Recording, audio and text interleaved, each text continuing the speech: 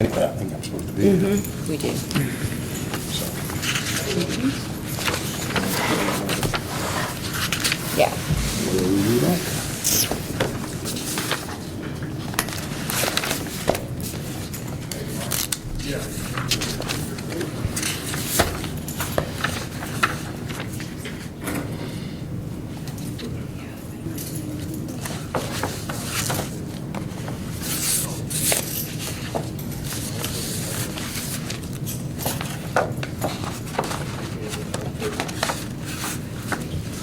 All right, this is Commonwealth versus Bruce Morris and Roddshaud White. Two different indictments, 09 CR 829 and 09 CR 2062, but the cases are consolidated for purposes of prosecution. Counsel, if you'll identify yourselves, please. Tony Newlook with Jones Brown for the Commonwealth. I'm standing in for David Scott. With me is Donald Hass, who's an extern in our office, and Detective Marlowe. Leslie Smith, judge for Roddshaud White, who is waiving his presence based on the fact that we're going to have a suppression hearing on the issue of identification. I spoke with him personally yesterday, and he agreed that was the best thing to do. I thought this was Mr. White. No, this is Mr. Morris Okay. here. That's my client.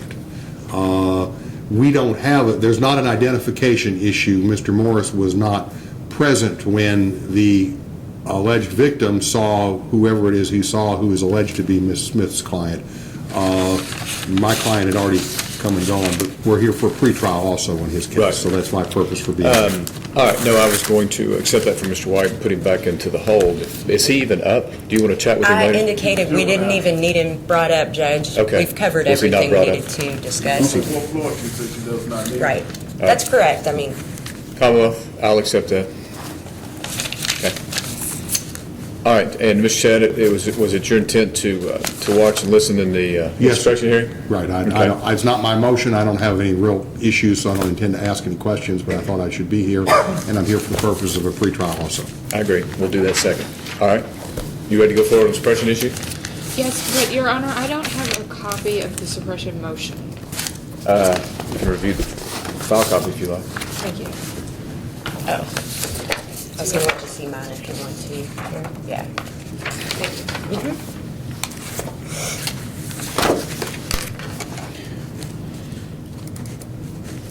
All right, whenever you're ready, you can call your first witness.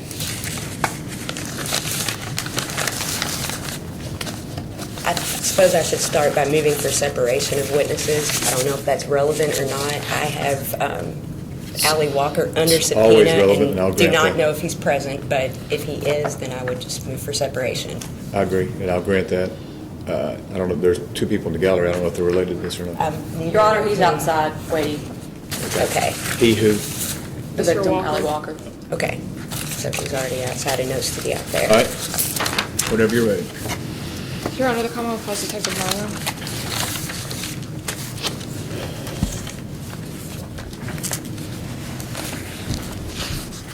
Ma'am, do you swear firm testimony you're about to give me the truth and the whole truth?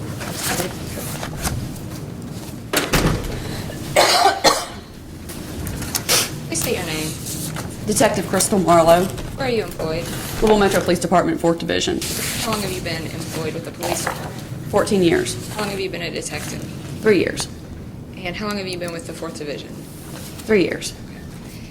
Are you the lead detective in Commonwealth versus Roddshaud White? Yes, And did you conduct a photographic display in this case? I did. Did you actually conduct two different ones? No. I did. Today, we're not. What was the date of the first one? The date of the first photograph was the photo of the co-defendant, Bruce Morris. He was identified by his fingerprint. And do you know what date you showed the victim that? You know, I do not, because I didn't write it down, because he said that wasn't the subject that confronted him fleeing from the residence the Was date of the that- burglary. Close in time to the incident, do you recall? Was it within days or weeks of the incident? Yeah, it was very close. It was like the day after I got the fingerprint analysis back. Okay. And it might be helpful. Would have been around 12/9/2016. 12/8, something like that. Could you give just a brief summary of the incident that occurred? Yes, on December 8th, 2008, the victim, who lives at 721 Baroness Avenue, stated he returned home from work. As he approached the rear of his residence, he was confronted by a black male exiting the rear of his home.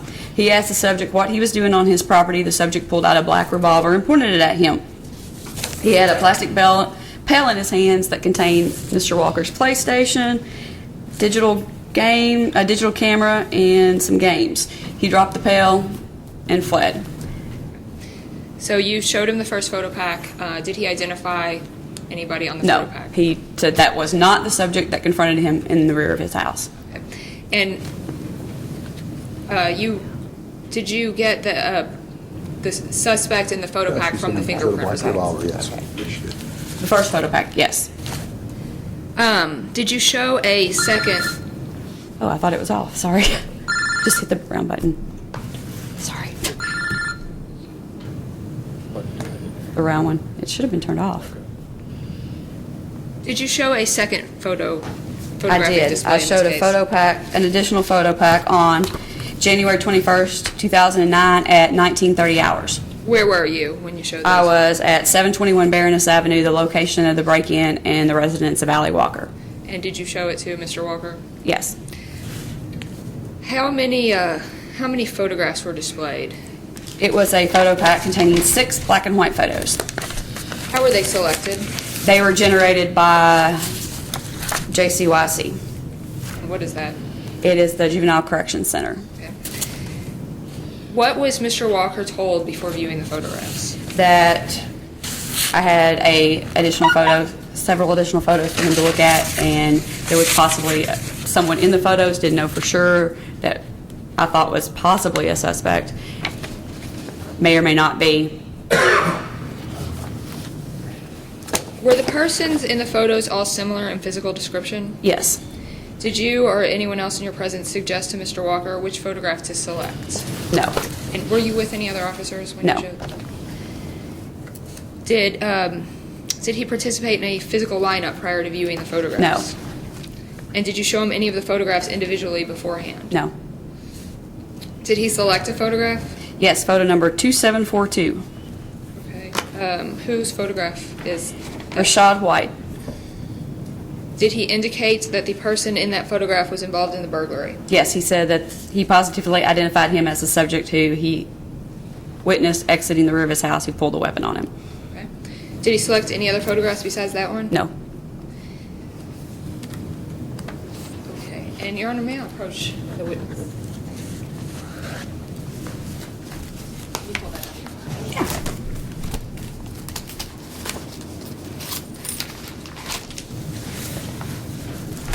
That's the one he looked at?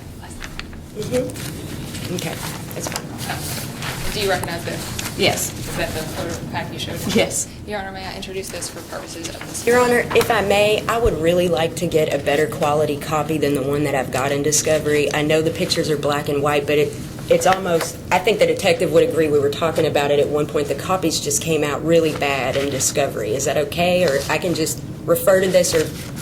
Well, for purposes today, it's fine, but Sure. are you asking for a color? We don't.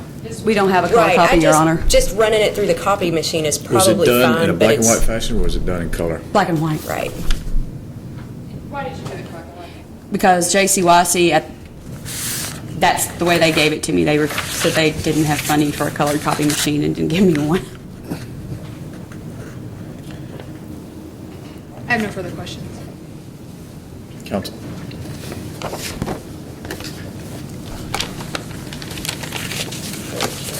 Did you respond to the scene on the 3rd of December? No. When this happened? No? Okay.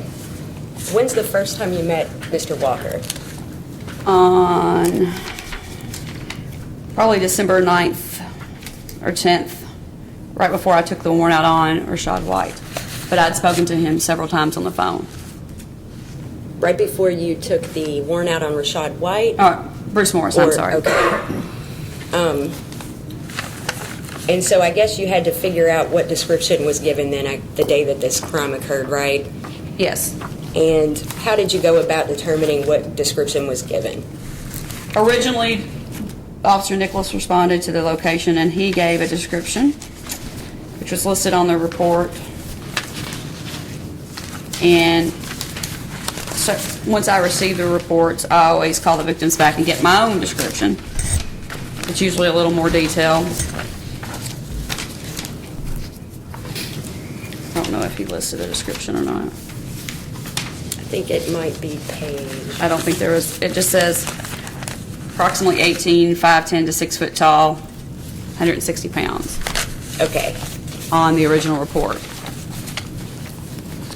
And what description did he give you? I suppose it was more detailed. I think you'd kind of alluded to that. Yes. Okay. He was very specific in the description he gave me. He said that the subject was shorter than him. He thought maybe between 5'5" and 5'6", 5'7". He wasn't real sure on the height.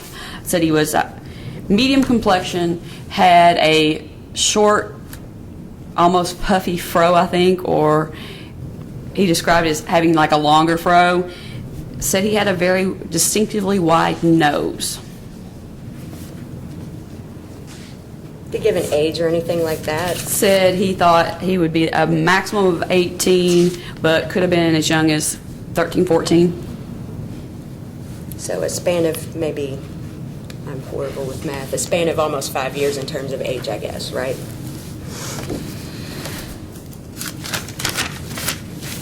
Okay. Come on, real quick.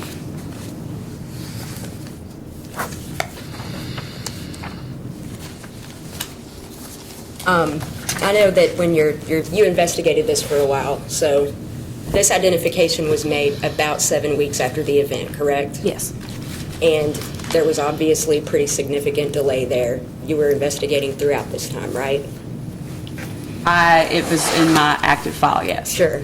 And I do know how caseloads can be, but did you say anything to Mr. Walker about, just kind of think about what the person looked like, or any indication to him how he might determine if it could have been some particular person, or? No.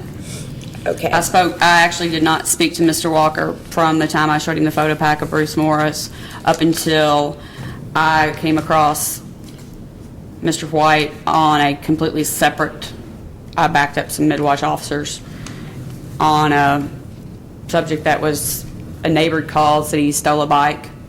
And when I walked in and I saw him, I thought to myself, because I do keep kind of a mental note of, hey, this is the people I have that I might be looking for.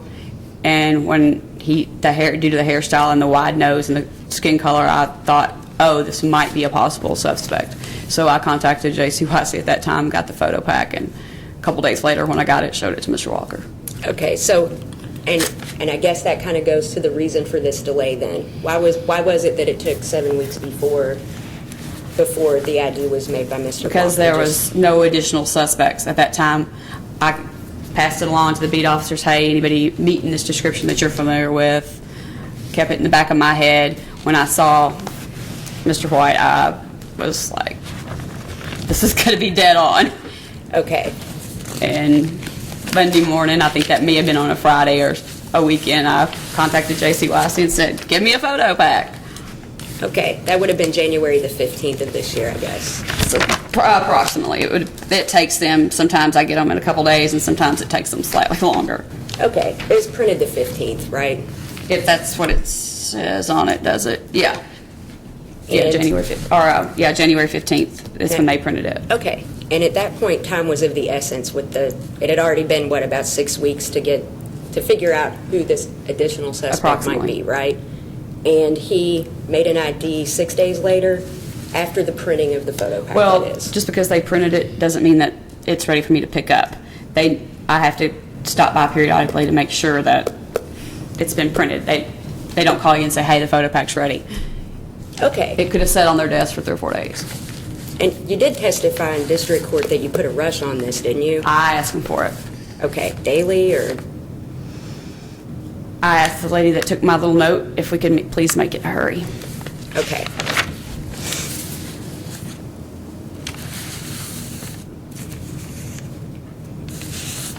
And how quickly Would you say that Mr. Walker identified Roddshaud White when you sat down with him with the photo pack?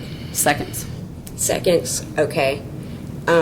Was he just positive or? He was very positive. Very positive, no question whatsoever? I mean, okay. And I had him look at it some more to make double sure. I'm very You had him cautious in look that. at it some more? I'm like, you got to be as close to 100% as you can be from this really bad photo pack. So he's like, that's him, that's him. I'll never forget that face. Can you say that one more time? I'm have like, to you be- need to be listening. sure. I'm like, don't just look at the first part. He's like, no, I'm sure. And because of this really, I didn't catch what you said No, about I'm the like, photo I pack. make sure my Okay. victims are Right. sure that they Okay. take a good look, not just a quick glance. That's what I'm Okay. saying. You didn't tell him to just choose somebody that looks similar to the person that did it, or? I said the photos may not be exact. I could usually say they look similar, and then when you pick somebody because it's a black and white photo and you can't tell skin color, or if now I have colored photos on a lot, people can look very yellow or very orange in a photo because of the lighting. I'm like, don't pay attention to that. Pay attention to more things like permanent facial features that don't change: eyes, nose. mouth. Okay. You didn't say pick the person that looks similar, I could have, or, okay, or closely resembles. Sometimes I use that verbiage. okay. And obviously skin tone is going to be a factor in a black and white picture, right? Yes. Do they print black and white pictures for white kids at They print- JCYC? JCYC prints all photos. To my knowledge, they have they tell us they have no color printer. Okay. It would be white kids, black kids, Hispanic kids. It would be irrelevant. Okay. With regard to the description that this person initially gave varies significantly from the one that he later gave you, am I right? Correct. Okay. And in your experience, shortly after a crime, a description is generally going to be more accurate? No, because what that victim tells an officer is subject to that officer's interpretation. Okay. And how you fill out a blank in a report.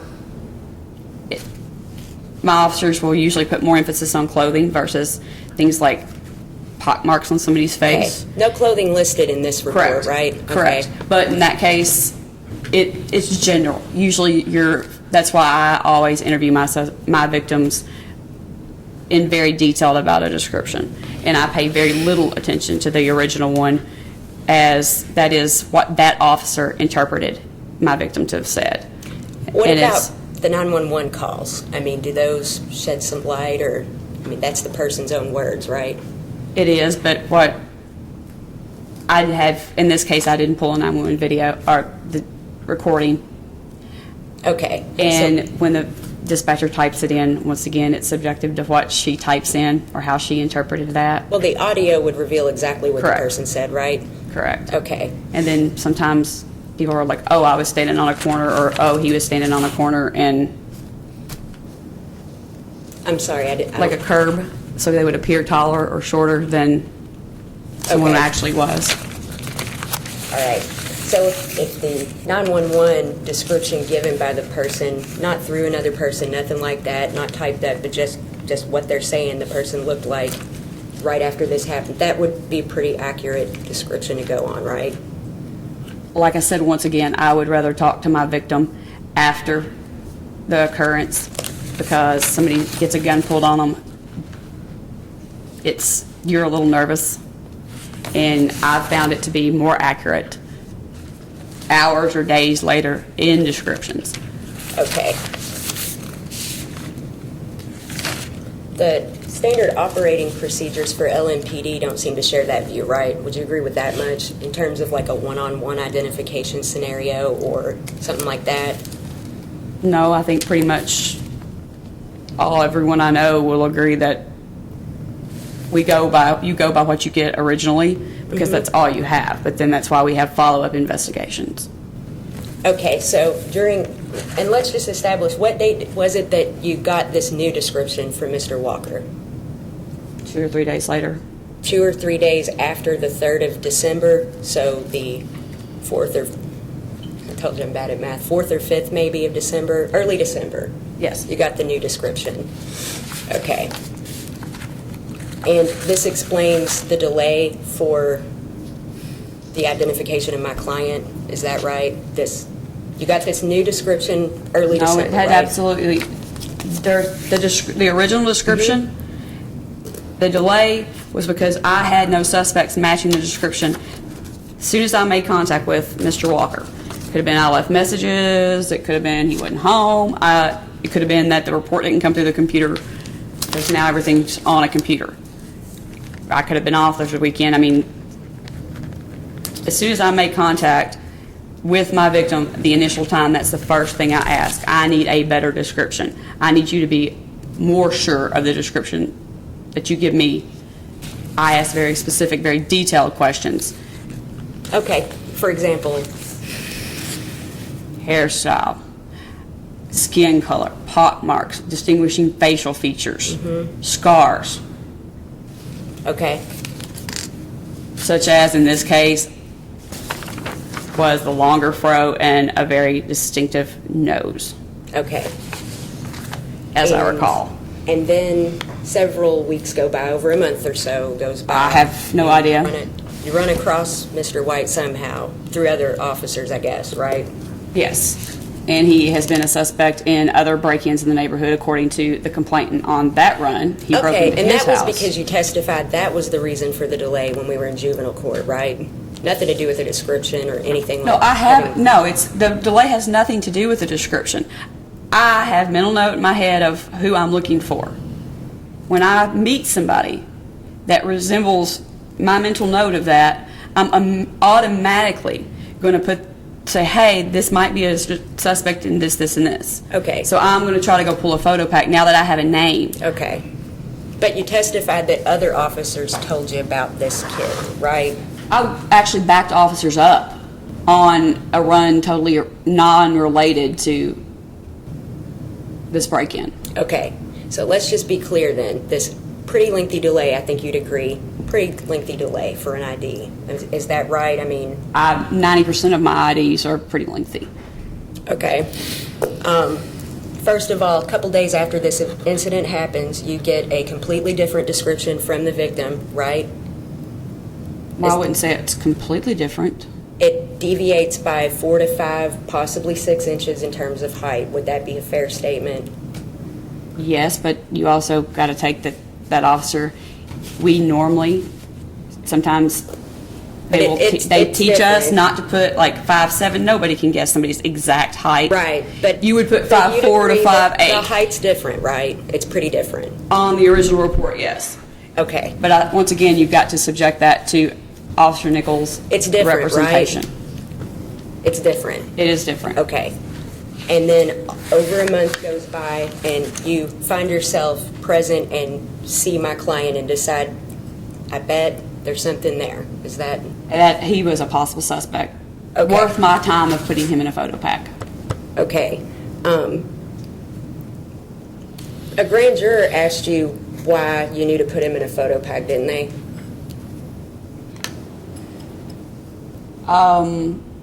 What do you mean? Well, when you were at the grand jury, you remember testifying before the grand jury, right? Yeah. Okay. And there was some discussion from the grand jurors, as you know, at the end, the prosecutor will ask, are there any questions? Right.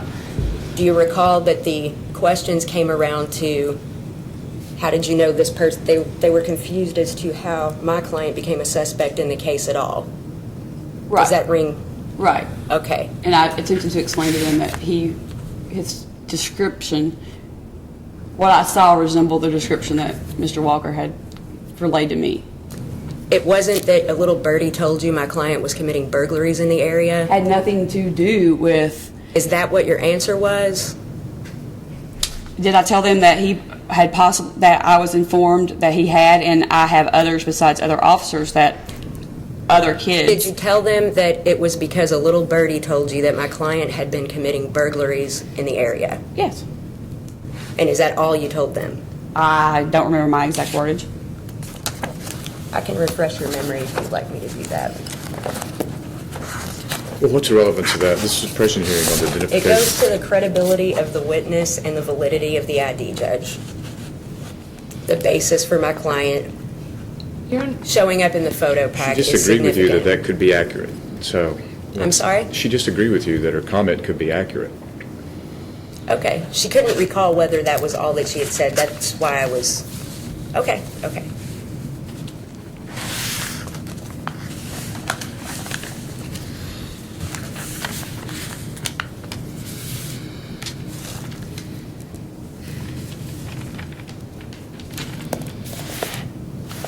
You would also agree then that you didn't say anything about a description to the grand jurors? Like I said, that's possible.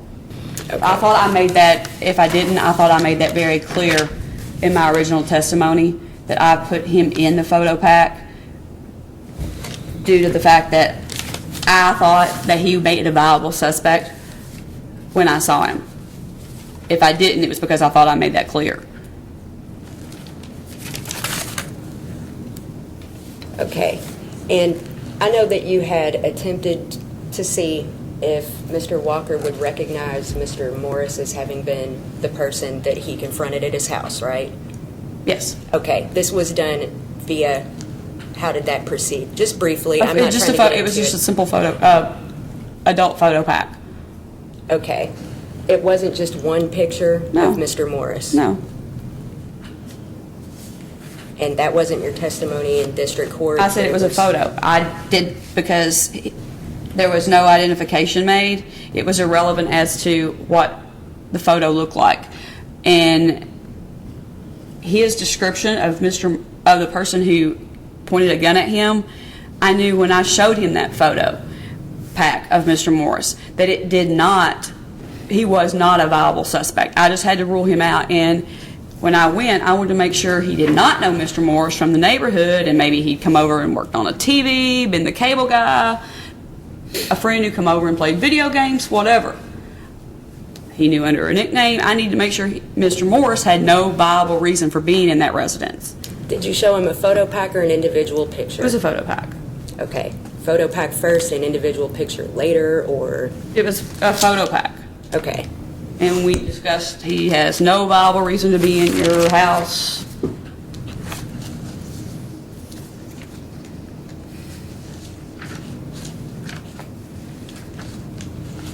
And actually, his description, his first description of the person that he confronted matched Mr. Morris, didn't it? I mean, height-wise, all that The stuff. description that he gave me, and that's what I go by, because in my experience, and honestly, in 14 years, I've had better success with talking to victims the second time after they've had a chance to calm down and collect their thoughts of getting a more accurate description than the one that they give you on the scene. Okay. So, and the deviation in terms of the description might go to how well they had a chance to even view that person when this crime happened, wouldn't it? I found that it has more to do with the person interpreting the data. I'm not sure I understand your Officer answer. Nichols typed this into a computer. Officer Nichols, they have not asked the right questions. He didn't put a variance. He put an exact height, weight, which nobody knows somebody's exact height and weight. Okay. If someone asked what he looked like, would that be a fair way of asking what they looked, I mean, of the description? Right, or- and it's okay. going to be a guesstimate, and what Officer Nichols wrote was very specific. What the notes that I took on it were, he was possibly this age to possibly this age. I don't know for sure. He looked older, but he could have been younger. I pay more attention to characteristics that don't change, like facial features, skin color, pock marks, etc.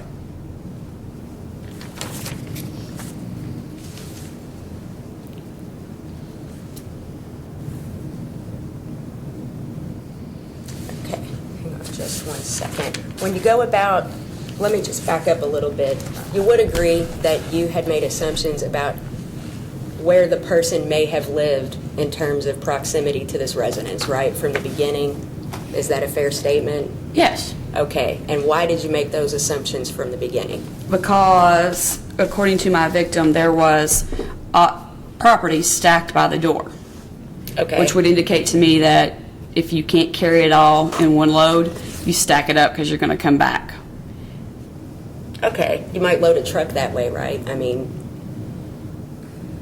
You possibly could, considering that my victim thought he confronted we didn't know it till later that there was two suspects involved. We thought because there was a TV that was already missing that it was possibly somebody that lived close because none of the neighbors saw a truck parked in the driveway. okay, That somebody could live close because they had taken stuff and appeared to be like they were going to come back and take more stuff. okay. There's an alley back there, right? I mean, The driveway. behind the house. Alley. Pardon? It's an alley, a driveway off the alley. I mean, so, but you assumed that somebody lived nearby that did this, Possibly. right? Okay. And focused your search for a suspect on a particular radius No. around where this person lived? No, Not at all? No. I mean, generally speaking, you're not looking for people within an area when something like this happens, especially no vehicle seen, that kind of thing. no. Okay. And you wouldn't have said anything to Mr. Walker about kind of be thinking, you know, if you've seen somebody around or who might do this that lives around here or something I like tell that? all my victims, regardless of if it's a street robbery or a burglary, anybody that's seen anybody, if this person broke into your house, you're probably going to see them at some point in time. 911 is a free call from your cell phone. If you see somebody on the street that you recognize as being involved in your crime, please call the police and say, this is a person who robbed me, so we can get there and arrest the guy, or at least identify him. Okay. But you say that specific to the neighborhood, particularly in a case like this one. I say that to all my victims. Okay. Specific to the neighborhood though, right? No, I mean, you could be driving down Bardstown Road and see your victim your suspect waiting at the bus stop and recognize him. Which would, I'm saying miles away. Keep an eye out is my point.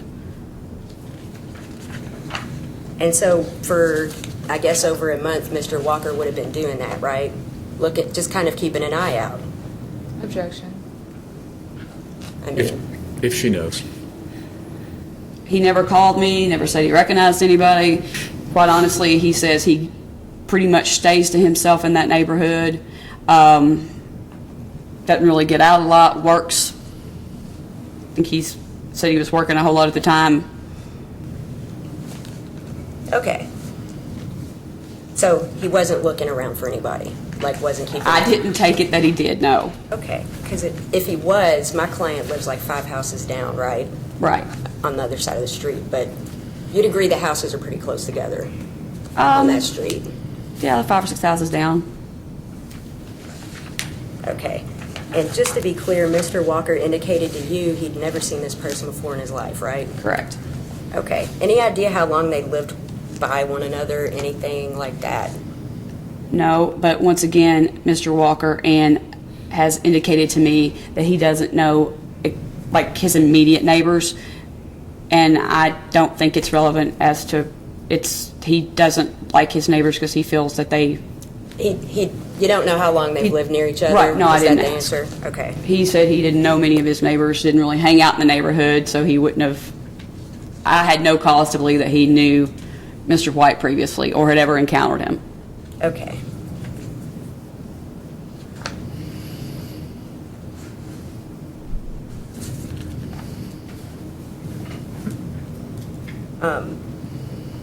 And you're positive that you've never said anything to him about, be thinking, have you seen either of these people in your neighborhood? I told him to keep an eye out In the neighborhood? in all neighborhoods. Keep an eye out for the person to try to recognize your suspect. If you see him, please call 911 and give a clothing description so that we can get an officer over there to identify the person. Okay. Would it surprise you if you had indicated in district court that you had said, Have you seen either one of these kids that pulled a gun on you or whatever they've done It's- in the neighborhood? It could be in the neighborhood, it could be anywhere. That's just my standard, what I tell people, keep an eye out, because I'm always needing suspects.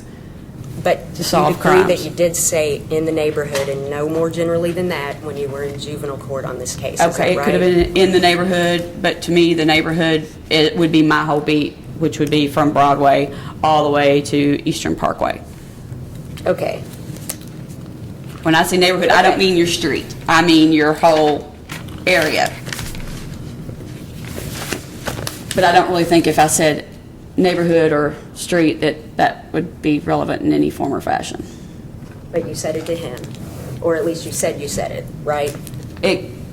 I said, look, see if you recognize somebody on the street With the to help me get a regard, suspect. with regard to the accuracy or the certainty that someone says they have, the confidence that they have with regard to their ID, you're not satisfied till you feel like they've said definitively, I am positive that is them, right? I won't say 110%, but I have to be relatively as sure as you can be from a photo. I have to be convinced. Okay, how do you satisfy yourself that you're convinced that somebody's that confident or, Words, body language. okay?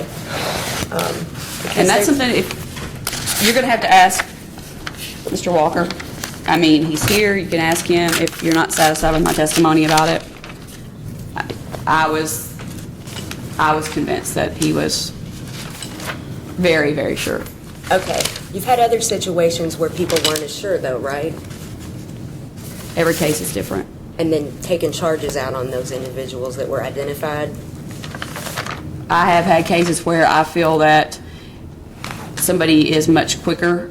If I think you're enough to convince me that you're sure, some photos are better than others. That it's a case-by-case basis. One doesn't reflect. I'm sorry. I said is one that case. Every case I have is different. Okay. But you've taken situations where the person wasn't so sure and taken charges, right? I mean, have to be sure, and I have had witnesses that have. Well, after are you sure? Are you sure? I've had cases where people are, well, I'm not so sure anymore, or I don't want to get them in trouble. I feel sorry for them, or that.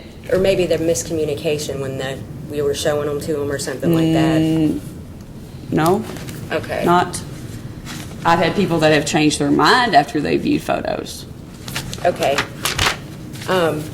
Do you find that people might later on be less certain about the ID that they'd made at the scene, for example, or? I don't have a stand. I mean, no. Okay. But that would be on a case-by-case basis once again. Because that happened with That's- regard to another charge that didn't come to circuit court of Mr. White's, right? Mr. Mr. White. Yeah, I think. Okay. I've got him on a couple charges. Yeah, and no probable cause was found for that street robbery because Because the witness. I think my witness pretty much recanted completely. He said there was a miscommunication, didn't he, when the ID was made? He may have told you that, but he did not. When I'm pretty sure, like I said, as best we can I think that particular subject was probably shown the same photo. And at the Okay. time, he convinced me at the time that I was sure, because I don't Okay. have any. And he convinced you that Perry Sullivan did it too, right? The adult that was charged on that case. Yes, And no true bill on that case when it went to the grand jury. right, which I asked for. And a different witness, totally different crime, was in or a different suspect was in custody after having been identified. Your Honor, Is that, objection. I think it goes to credibility, There's- Judge. I Whose really do. credibility, though? The Let me remind you, witnesses. this is not a discovery deposition. It's an issue on ID, and the issue for this witness is whether the photo pack was unduly suggestive. So you're bringing stuff in way beyond the scope of that. I think the fact Or that connect the they're, dots for me, what you're trying to get to. I'm trying to get to the fact that procedurally, and that is it goes to the heart of the first hurdle to the entire process in the hearing, is that that it was unduly suggestive, the entire process. And when you look at the number of cases where it's been proven that these were bad IDs, it goes to the credibility of the witness with regard to that process. And that's, But the process of the preparation of this, with regard to this witness, and you're bringing in a different ID in a different case? one Is that of what you're which trying to is, do? one of which is specific to my client because he was charged again, and the only evidence was a photo pack ID. And again, there are numerous other situations where this has occurred. So I do believe it's relevant. Those are proof issues outside the scope of this hearing. This is about whether this particular photo pack was unduly suggestive, and the detective has testified as to what she said before he identified the suspect in the photo pack. And I think that is sufficient for a ruling on this issue. I agree. You're seeming to want to flash forward to the guilt phase, and that's just not appropriate in this hearing. I'm trying to give you a chance to connect whatever it is you're trying to say. The fact that this Okay. officer was involved in some other case, even with your client, I don't see the relevance of that. Okay. I'll move on then. That may be all I have, but I just want to be sure.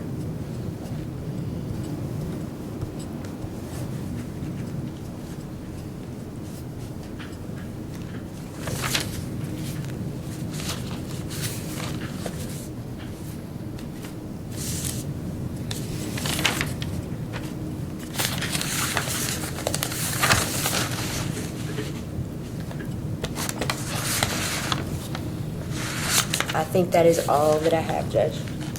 Anything else? I just wanted to make one thing clear. Initially, you showed a photo pack with the co-defendant, Yes. correct? And that had 6 photos. Correct. You did not identify anybody in those photos. Correct. That's all. Okay. Anything else? Nope. How do you spell your last name? Marlowe. Say it again. M-A-R? Marlowe. All right, you step back. And she's the representative on the case, right? The lead detective? She's the lead detective? Yes. All right, you can stay in the courtroom. All right, anybody else for the Commonwealth? No, Your Honor. No? No. Okay. All right, anybody on behalf of Mr. White? Well, and this is going to become an issue of what order you'd like me to proceed, because my investigator I intended to call with regard to the other incident the court has ruled is not relevant, but we do need to put her testimony on by avowal, and I don't know if you'd prefer me wait Who's till the investigator? You're my a public defender investigator on the investigator? case. So if the court would prefer that I move on and You're and touching a wait. video there. Do you have a video of that? No, Oh, not with regard to that. I do have a taped interview with the witness that I was alluding to a moment ago. So, but I'd like to put that proof on the record by Sure. avowal. And I don't know if the court wants me to wait and call Mr. Walker first. I can do that. let's do the avowal testimony last. Okay, then I would call Allie Walker, and he Commonwealth should be. objects. I'm sorry?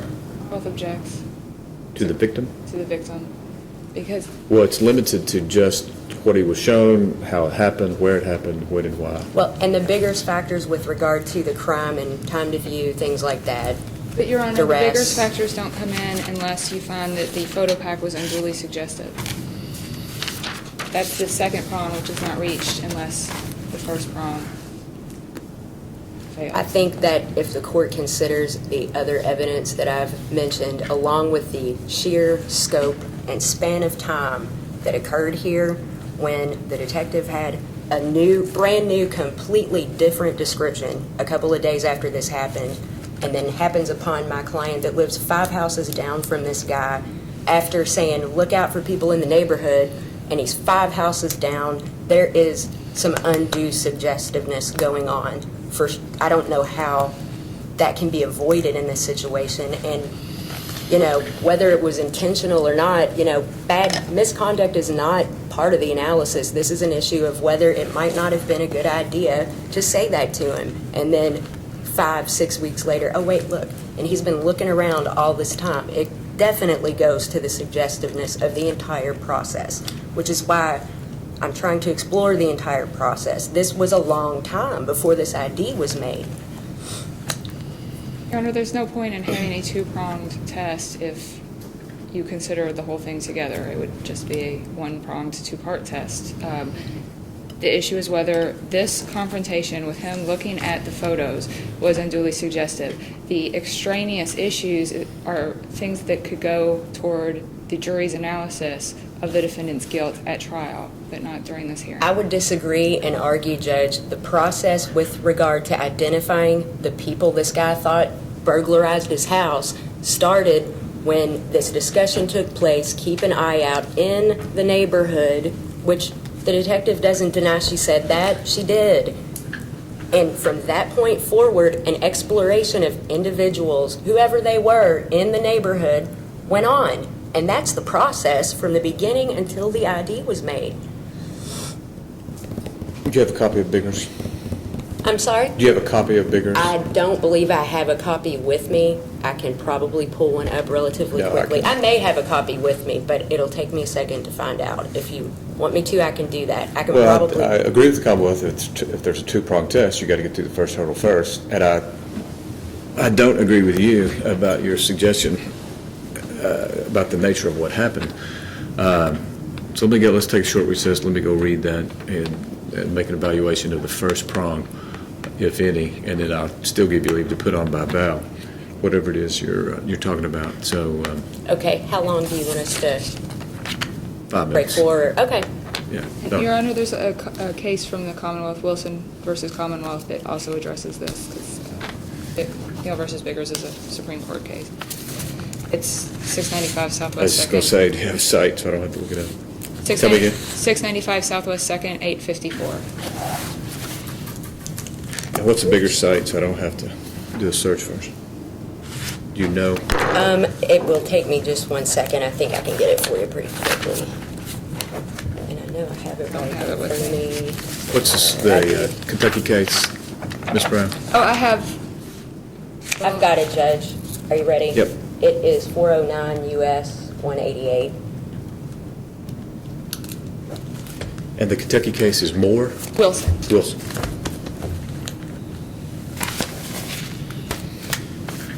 All right. Take a break. I'll be right back. Judge, while we take the break, since I'm here mostly to observe, I've got to go touch base in a couple other courts. I don't want the court to hold this. If I miss some of it, I can always watch it on the video. So I don't want to hold anybody up. I do want to be back here because we have pretrial issues to deal with also. All right. Do you want him to keep us stay in the courtroom? I think it would be useful for him to listen and see what's going on. All right.